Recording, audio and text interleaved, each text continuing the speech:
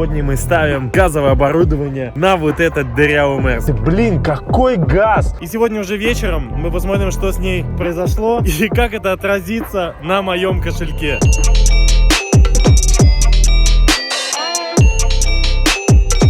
Все, начинает на бензин переключаться. И это на самом деле неприятно. Ну, это же не экономия, вы понимаете? Эта машина на самом деле едет достаточно неадекватно. Уже поменяли мозги, уже все, ну непонятно, в чем причина. Но как только ты переходишь на газ, В желании сэкономить можно попасть еще на большие деньги. и, честно говоря, тогда, когда я открыл капот, я просто обалдел, блин. Вот провода, просто они лежат на коллекторе, то есть и перетираются возле балки. Порвался патрубок вот этот, да? Еле-еле людей довез, блядь, у меня все в мраке было, блядь, просто нахуй. Я думал, у меня прокладку ГБЦ пробило. Опять буду лить воду, сука, в новый двигатель. Ой, я сдаюсь. Мелкая, сложная и неприятная работа вообще, которую я делал. Я уже, честно говоря, поверил, что эту машину победить нельзя. Вот так вот отсоединяем. Как же машина едет по динамике? Быстрее или медленнее на газу? А, как страшно, блядь! Если смысл вам ставить газ, О, блин, нифига себе!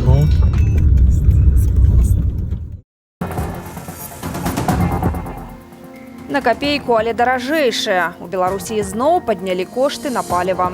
Цены повысились 23 раз за год. Ощущается, конечно, и всем ощущается. Потому что цены растут, а зарплаты остаются прежние. Это бьет по семейному бюджету в первую очередь. Кто работает в такси и заправляется бензином, очень дорого получается. Там 1 копейка, и в следующий месяц еще накапливается очень большая сумма. Ребята, всем доброе утро. Никогда так рано не вставал, честно я вам хочу сказать, но сегодня просто прекрасный праздник, прямо день.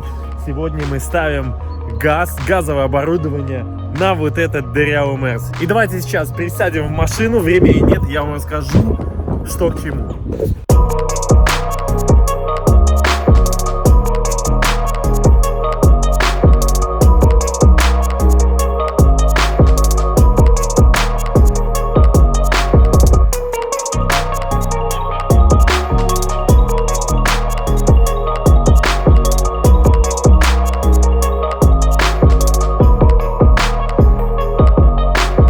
вообще эта новость, возможно, некоторых из вас шокировала. Вы скажете, блин, какой газ!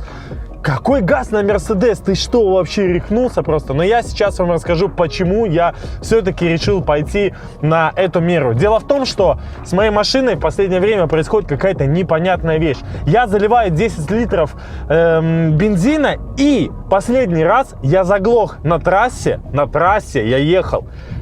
Мне хватило этих 10 литров всего лишь навсего на 33 километра. То есть получается, что в некоторых режимах работы моего двигателя ехал я, немного. То есть я ехал 110 километров в час.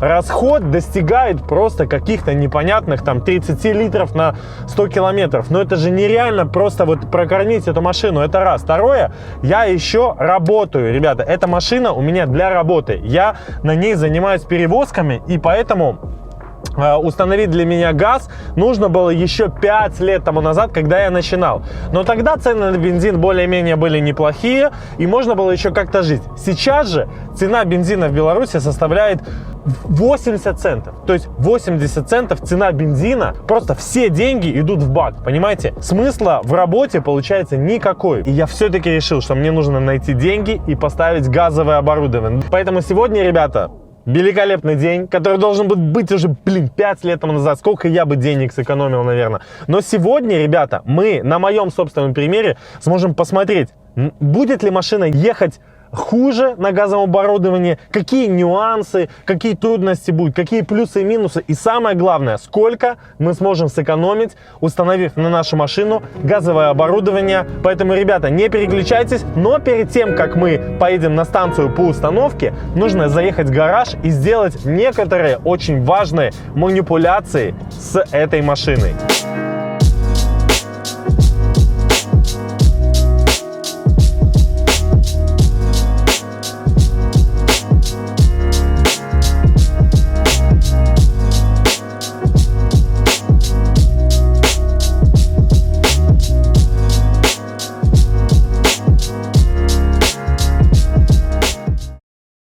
Всю мою бессознательную жизнь я считал, что газовые баллоны устанавливаются либо на дачах, либо на худой конец на крышах, как в сраной «Газели», и если бы мне предложили засунуть его даже в трусы, я бы не отказался, ведь чего не сделаешь ради экономии.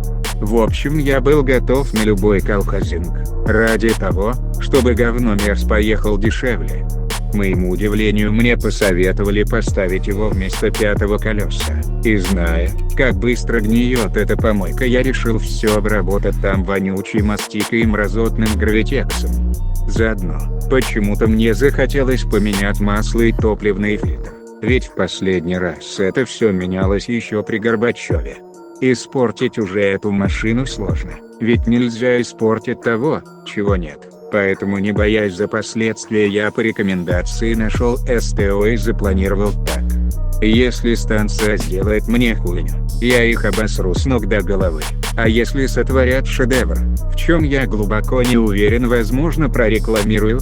А пока, собрав последнюю монету, выдвигаемся в путь. Да, конечно, я сейчас глянул на эту тачку, но это чудовище еще то. Но я ее люблю и доведу ее до идеала. Ну, по крайней мере, я так уже думаю, 6 лет. Ну все, ребят, сейчас отдаю тачку. Пускай они с ней там разбираются. И сегодня уже вечером мы посмотрим, что с ней произошло. И как это отразится на моем кошельке.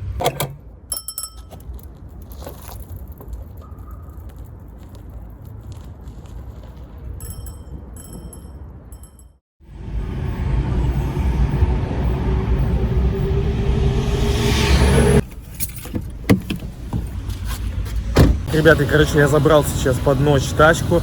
Блин, я просто открыл капот, я обалдел просто, насколько тут всего много непонятного. Честно говоря, нужно будет разбираться. Давайте я сейчас поезжу какое-то время, позаправляю этот баллон, и потом я вам скажу вообще, я сам должен разобраться просто. Самое главное, что это меньше одного рабочего дня. Я не знал, что это просто вот взял, приехал с утра, все уже после 6 они позвонили, сказали, машина готова. Но самое главное, я в 2 раза дешевле просто буду ездить, надеюсь.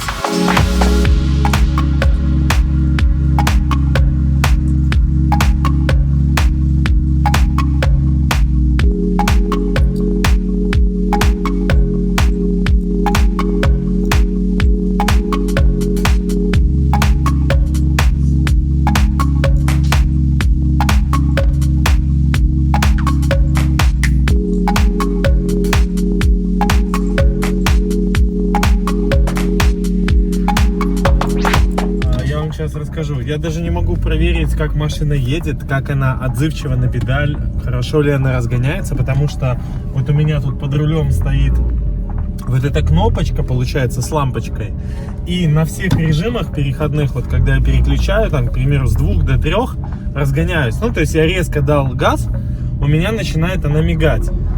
Она мигает, почему? Потому что почему-то газ переключается на бензин именно в эти переходные моменты. Притом нагрузка небольшая, я не давлю там прямо в пол. То есть вот чуточку немножко газ прожал, все, начинает на бензин переключаться. И это на самом деле неприятно. Ну, это же не экономия, вы понимаете. Единственное, на газу работает на холостом ходу. И на газу работает, когда вот накатом ты едешь, понимаете? Машина на самом деле едет достаточно неадекватно. То есть я нажимаю на газ, она вообще не тянет. Она сама по себе переключается на бензин. Но позвонив в сервис, мне сказали, что да, есть действительно проблема. Мы без проблем можем вам это устранить. Приезжайте, мы донастроим. Может быть, какие-то глюки тоже есть. Это нормальная ситуация. И сейчас я вынужден, опять же, с утра ехать туда, тратить свое время. Но, тем не менее, я хочу, чтобы машина ехала адекватно, потому что я же ставил для того, чтобы экономить. Сейчас сижу на отстройке газа, это пиздец, блять, уже поменяли мозги, уже все, ну, непонятно, в чем причина, почему отключается газ и переходит на бензин. В общем, полдня, блять, убил нахуй.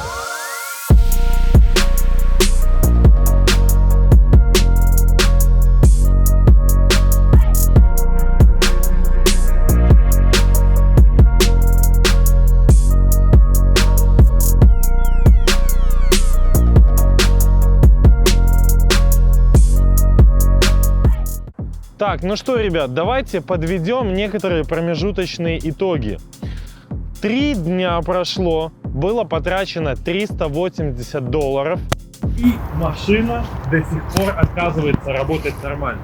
Что же все-таки произошло? Да, мы приехали, мы решили проблему именно с тем, что машина непроизвольно переключается с газа на бензин.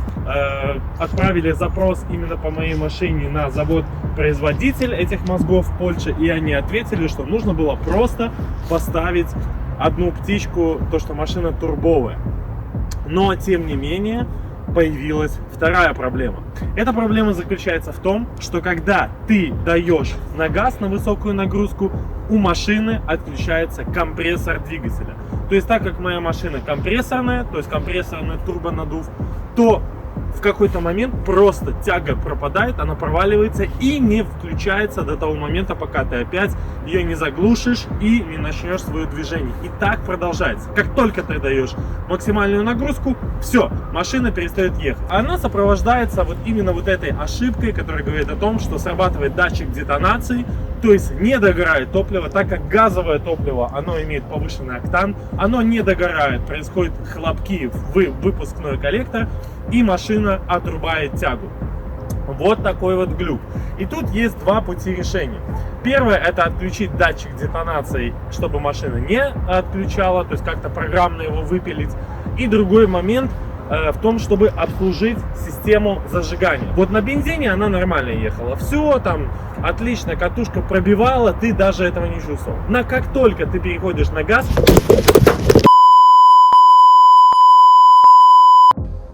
то есть проблема может заключаться в том, что вы можете ездить на бензине, то есть машина может работать нормально, но как только вы переходите на газ, может быть какие-то проблемы. То есть вы ездите на бензине, у вас нормально, все, пробивает катушка, вы даже, возможно, этого не услышите, не узнаете. Вот. Но газовое оборудование, оно очень сильно щепетильно, требовательно именно к системе зажигания, потому что газ имеет более долгое горение, более большое октановое число, примерно как 101-102 к бензину. Вот, и если оно не дожигается, то есть сразу же машина выдает ошибку, она выдает ошибку по датчику детонации, она начинает отключать катушки, в общем, начинается различная чехарда, которая реально может доставить очень много нервов. Вот видите, я уже 3-е сутки трачу на это, и сейчас моя задача будет именно обслужить машину, заменить полностью все свечи, заменить провода катушки, посмотреть, поможет ли это, и если это не поможет, я уже не знаю, что делать. В желании сэкономить можно попасть еще на большие деньги. Ну, друзья, вот такая ситуация, поэтому сейчас я проделаю эту работу, и дальше вы узнаете, помогло мне это или нет. честно говоря, тогда, когда я открыл капот, я просто обалдел. Блин, я не знал, что вообще такое существует в 21 веке. И сейчас вы это увидите.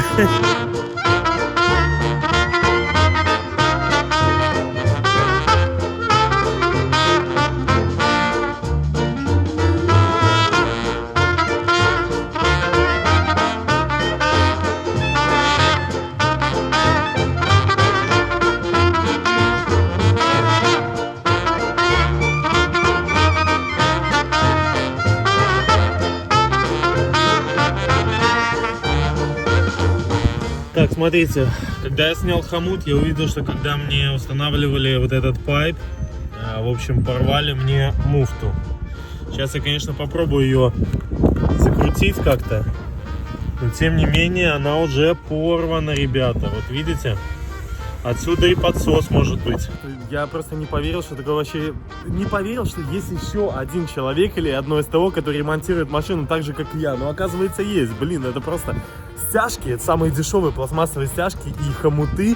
И, блин, я точно знаю, что если бы не было стяжек вот этих вот, то остановилось бы вообще все автомобилестроение, потому что это просто жесть. Если вот этому СТО по установке газового оборудования предложить поставить подрамник на стяжке, они согласятся, скажут, что это круто.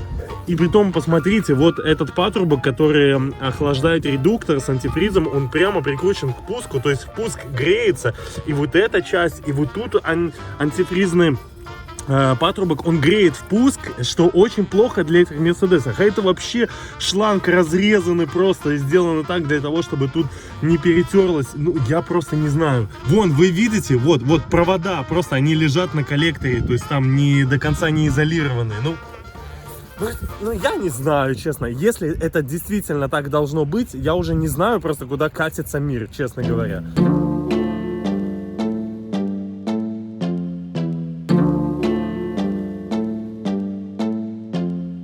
I've been all in my bag, you been all in my business, you be all in your feelings, I've been all in them trenches, I've been all in my bag, you be all in my business, know they notice me flexing, fit in all in my... Значит, вот баллон на 50 или 60 литров, я, честно говоря, не знаю. Клапан специально, он перекрывается, можно сварку делать. Вот смотрите, тут сделали дырку, тут может перетереться. И дырку сделали в багажнике, вон там. Вот этот шланг резиновый, так сказать, газовый, он пошел вниз. Классно, смотрите. Вот болт.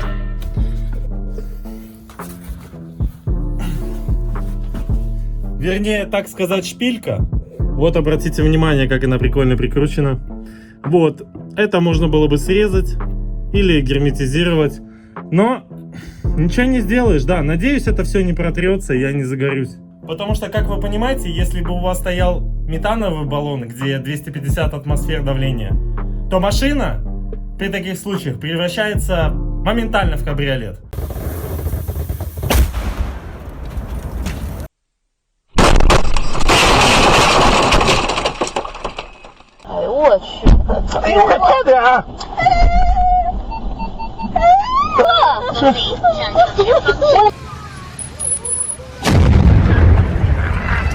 Тут же с этим баллоном, который у меня пропан-бутан 14 атмосфер, ну, он хлопнет, да, но можно спастись еще. Но метан, который обычно ездит на Uber и Яндексах, это такая штука, я вам хочу сказать. Далее у меня отвалилась защита. Но это ничего страшного. Значит, смотрите, вот тут дырочка, тут будет гнить. Посмотрите, идет шланг вот сюда и перетирается возле балки. Вот это газовый шланг, чтобы вы понимали. Дальше этот шланг выходит сюда. Вот, обратите внимание, вот он выходит, цепляется, получается, за тормозную трубку мою и идет по тормозным трубкам вот туда хомутиками. Да, изначально, ребята, я был, честно говоря, в шоке, когда я это увидел, потому что это, мне показалась ситуация нездоровая. Но, с другой стороны, ребята, так как каких-то реальных решений для этой машины нету, оригинальных, то приходится довольствоваться тем, что есть. И это сделает абсолютно любое газовое СТО. Именно так проложит вам вот эту всю пиздобратию. Да, конечно, но, знаете, ребята, мне очень сложно, конечно, на них говорить плохо, по той простой причине, что у меня у самого топливные трубки сгнили, и я их просто подцепил вот такими шлангами резиновыми, а тормозная магистраль, которая тоже сгнила, она тоже подсоединена через 3 пизды колена, и тут вообще выгнила. И поэтому, друзья, мне говорить как-то плохо на какое-то СТО тоже не представляется возможным, потому что тут просто у меня у самого, блядь, колхоз колхозом погоняет.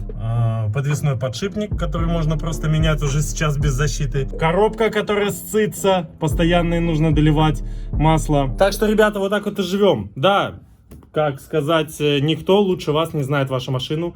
Сейчас я это все буду обрабатывать, сейчас я это все буду герметизировать, для того, чтобы это опять не сгнило, как у меня было раньше. Но ничего не сделаешь, ребят. Опять же говорю, то, что готовых решений для машин при установке газового оборудования не существует. Поэтому вам будут делать максимально так, как могут. Вот. Зато это очень экономично. Это меня радует.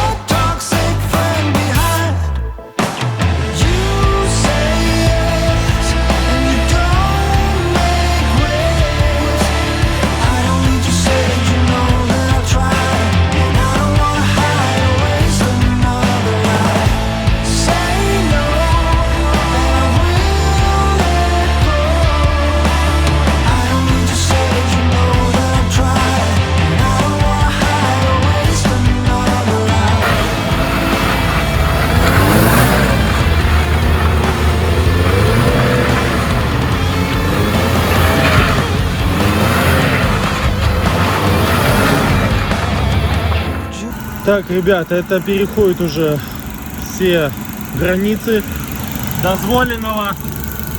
Порвался, видите, патрубок вот этот, да? Он обломался, и у меня весь антифриз с бачка, блядь, остался на дороге. И у меня машина перегрелась, понимаете? Зашел в гостиницу эту, короче, залил воды. 5 литров, блядь, 5 литров у меня потерялось, и там сейчас обычная вода. И этот шланг на печку циркуляции, он не одевается до конца. То есть, если ему дать нагрузки, он может опять слететь и опять машина закипеть. Ой, я не знаю, это пиздец. Вот они разрезали, блядь, шланг. Тройник поставили на отопление, блядь, газового оборудования.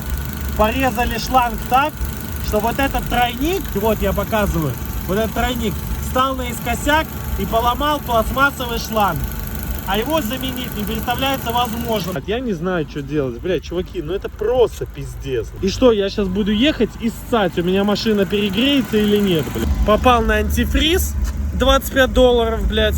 Попал на время работы. Я проебал 2 часа, блядь. Я еле-еле людей довез, блядь. У меня все в мраке было, блядь. Просто нахуй. Я думал, у меня прокладку ГБЦ пробило. Мы берем на себя ответственность за все, что производим. Не пильте мне место.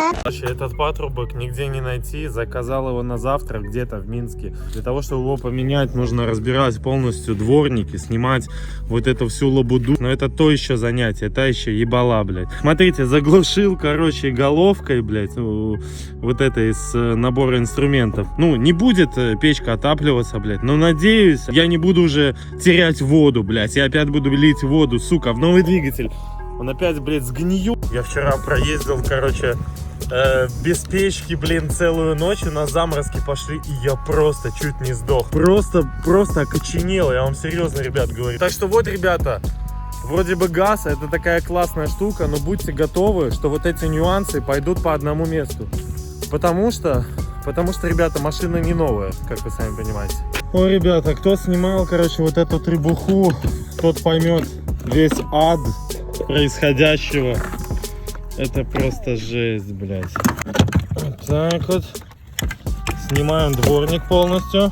Вот, короче, пластмассовый вот этот патрубок. Вот именно вот эта часть обломалась. Она обломалась вот посюда, и на нее вообще никак не натянуть. Вот эту тему надо, короче, заменить. Нужно вот этот моторный щит немножко открутить. Я не знаю, как новую я буду ставить. Я еще даже сам не решил. Я не понимаю, как она становится, честно. А у меня тут газовые мозги проложены. Надо их отключать, чтобы вот этот вот... Ой, я сдаюсь. Это самое... мелкая, сложная и неприятная работа вообще, которую я делал. То есть, короче, ребята, были у меня красные форсунки. Вот сейчас ребята, короче, посмотрев на то, насколько машина вообще жесткая, поставили барракуды. И это вообще очень жирные форсунки, очень дорогие и классные, на самом деле. Вот такой подход. Тут победили компрессор. В общем, оно вышло в настройки. В настройках мы его перебороли полностью.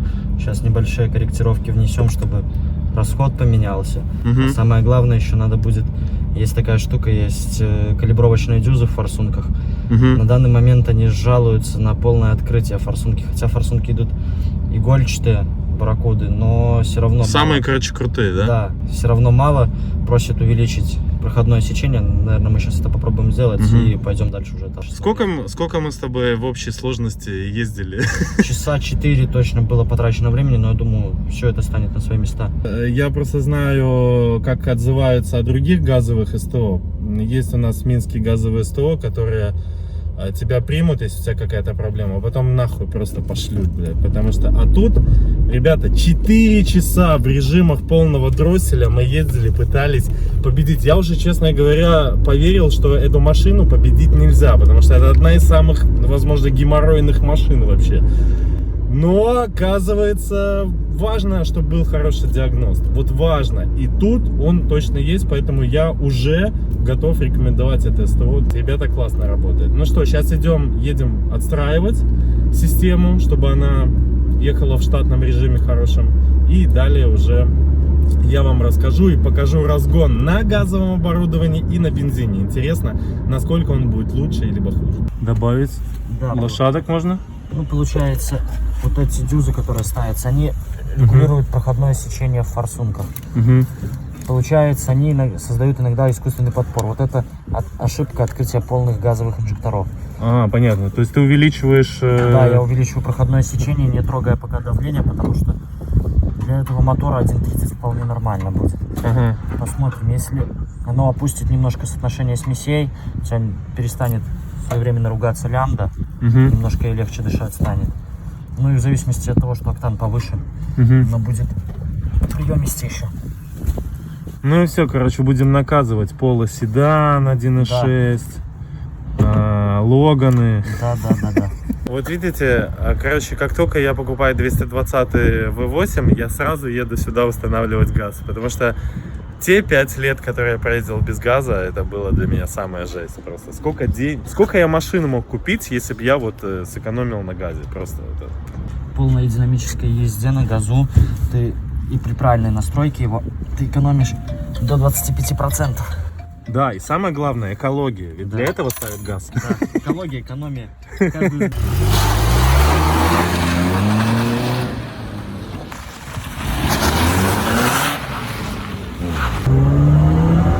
О, блин, нифига себе. Блин, она лучше едет на бензине, короче, чем, ну, на газе, чем на бензине. Это жесть. Я вам отзвонюсь сразу. Ну.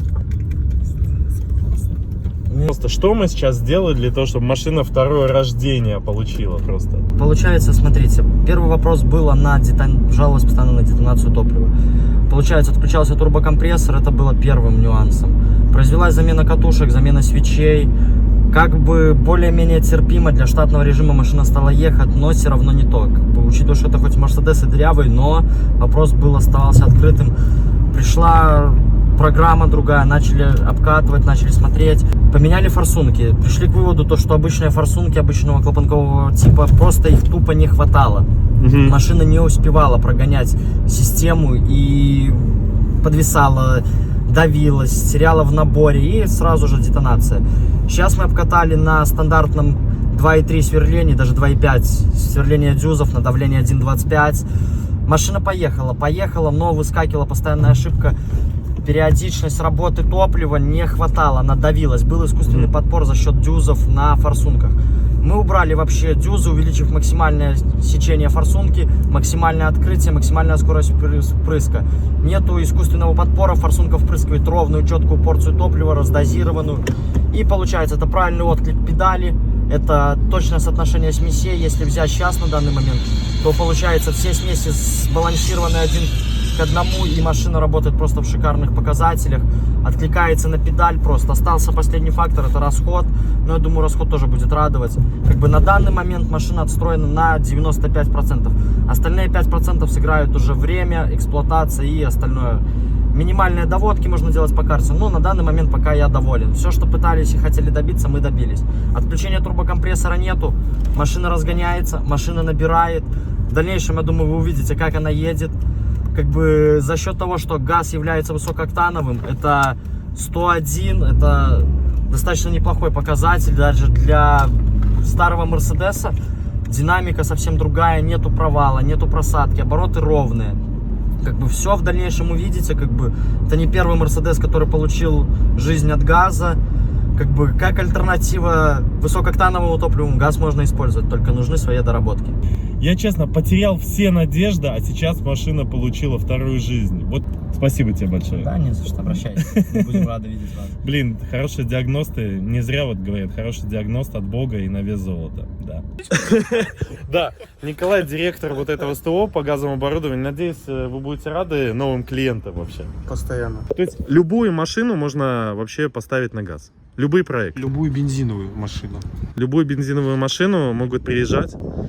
Без проблем. Без проблем, всегда рады, всем рады. И просто люди, я вот многим говорю, за сколько я поставил этот газ, многие люди не верят, что вообще, я думал, это страшно, я думал, это $1000 какие-то вообще просто, ну... Нет, это прошли все времена. Это просто, сейчас все, посмотрите, сколько тут тачек, все переходят на газ, цена топлива просто, ну, взрывает все мозги. Спасибо. Так, ребята, ну по поводу экономии газа. Значит, расход газа у меня всего лишь навсего на 10-15% больше, чем бензина. И давайте сейчас это сделаем, посмотрим на обычном примере. На 10 рублей я заправлю 95-го, и потом на 10 рублей заправлю газа. Выберите вид топлива. 95-й. Так, смотрите, ребят, на 10 рублей мы заправили, ну, почти 6 литров, короче, 5,90. Так. А теперь идем заправлять на те же самые деньги газ.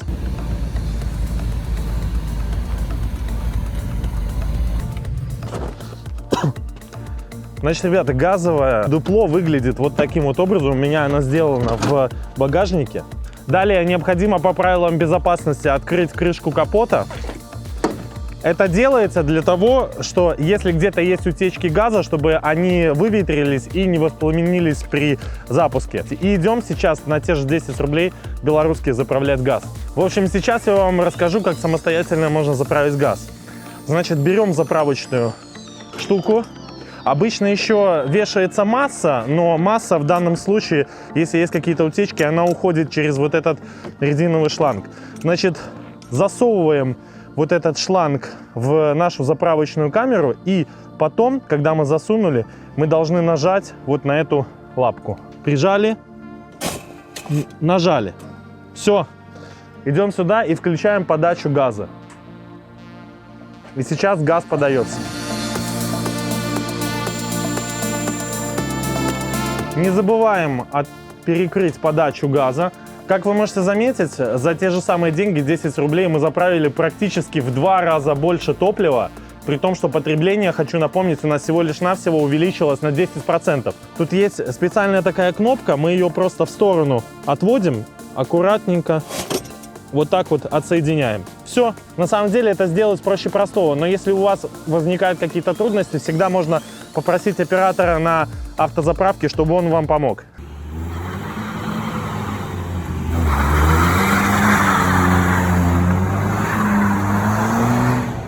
Так, ребята, ну то, что машина едет дешевле, это мы с вами понимаем. Но как же машина едет по динамике? Быстрее или медленнее она едет на газу? Сейчас изначально я выключу газ, у меня тут есть кнопка, которую я вам показывал, и мы попробуем сделать разгон 0-100 на бензине, на 95-м. А потом мы с вами переключимся на газ и посмотрим, насколько газ проигрывает или выигрывает. Погнали! Сначала полностью на бензине.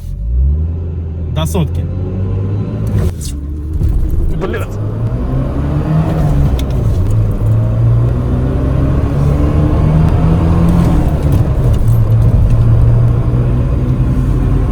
Как страшно, блядь! 100! Ой, бля, сука, на летней резине, конечно, что-то показывать, ребята. Ну, смотри, 13 секунд. 13. Я, конечно, не профессиональный стрит-тракер, да, но вот 13 секунд на бензине показало. Теперь мы включаем обратно газ. Вот, я включил. И делаем то же самое на газу. Газ. 3, 2, раз.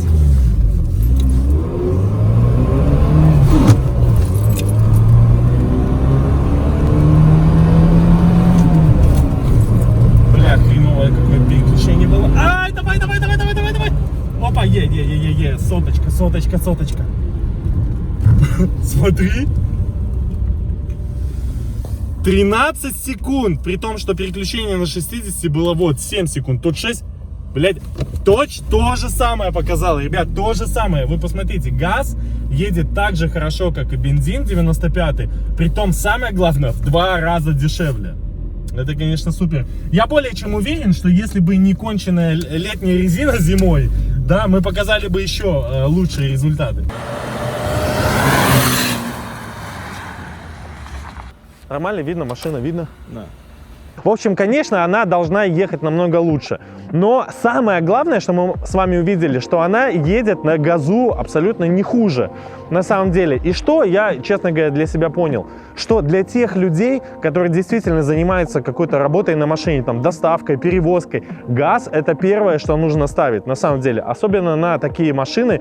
Несмотря на то, что она не очень простая, эта машина, но тем не менее, я вот экономия — это самое главное, что меня интересовало, и я на ней это получил. Не знаю, конечно, если вы просто ездите куда-то там на работу, домой, есть ли смысл вам ставить газ, потому что он окупится где-то там, ну, может быть, за 3 года у вас. Но вот этот газ у меня окупится буквально за 2-3 месяца, потому что я на этой машине проезжаю каждый месяц порядка, ну, 6000 километров. Ребят, по поводу негативных воздействий на двигатель, честно говоря, ну, тут спорная ситуация. За те деньги, которые вы сэкономите, я не знаю, можно 2-3 капиталки делать. То есть на ваш век точно хватит. А по поводу того, что там кто-то рассказывал, горят клапана, да, возможно, но это было на старых еще там, когда на Газели ставили и так далее и тому подобное. Сейчас 4-е поколение, оно абсолютно безвредно для машины. То есть и от 4-го там и дальше 5-е, уже 6-е поколение пропан-бутана есть, там вообще никаких проблем. Да вон, даже с самого завода на некоторые машины сейчас ставят газовую установку. Поэтому это круто. Особенно тогда, когда сейчас все растет. Бензин, все растет, все цены. Единственное, что не растет, это зарплата. Ну, как вы понимаете. Если вы согласны, ставьте лайк. Ребят, и помните, сколько у нас было проблем. У меня и антифриз вылился, и там патрубки лопнули, и компрессор не включался, и там как-то газ жил своей жизнью. Но то СТО по установке Нагурского, оно все пофиксило. Они очень щепетильно относятся к каждому клиенту. Это понял именно на своей шкуре, потому что я практически к ним ездил каждый день. Вот, и они все решали постепенно, чтобы мою не самую простую машину, честно говоря, отстроить. И сейчас тот результат, который я получил, он меня полностью устраивает, ребят. Поэтому я могу их рекомендовать. Да, кстати, это видео уже мои премиум подписчики могли видеть 2 недели по ранней подписке. Поэтому, если вы хотите получать все мои видео первыми и еще дополнительную информацию, супер крутые блоги и куча полезной информации по ремонту автомобилей. Я-то в этом уже, как сказать, не одну собаку съел. Вы можете пройти по этой ссылке на Patreon, подписаться на рассылку. Это всего лишь $3 в месяц, и вы будете получать ранний доступ ко всем видео, куча полезной информации и, самое главное, доступ в секретный секрет-чат, где мы сможем с вами общаться практически 24 часа в сутки и получать классную, крутую информацию. Ладно, разберетесь. В общем, спасибо, что смотрели. Подписывайтесь, оценивайте, ставьте лайк. И самое главное, не забывайте, что газ — это экологично. Блин, представляю, сколько мы пингвинов вообще спасли в Антарктиде вот этой газовой установкой. Да, ребят, все. Был рад вас видеть. Пока.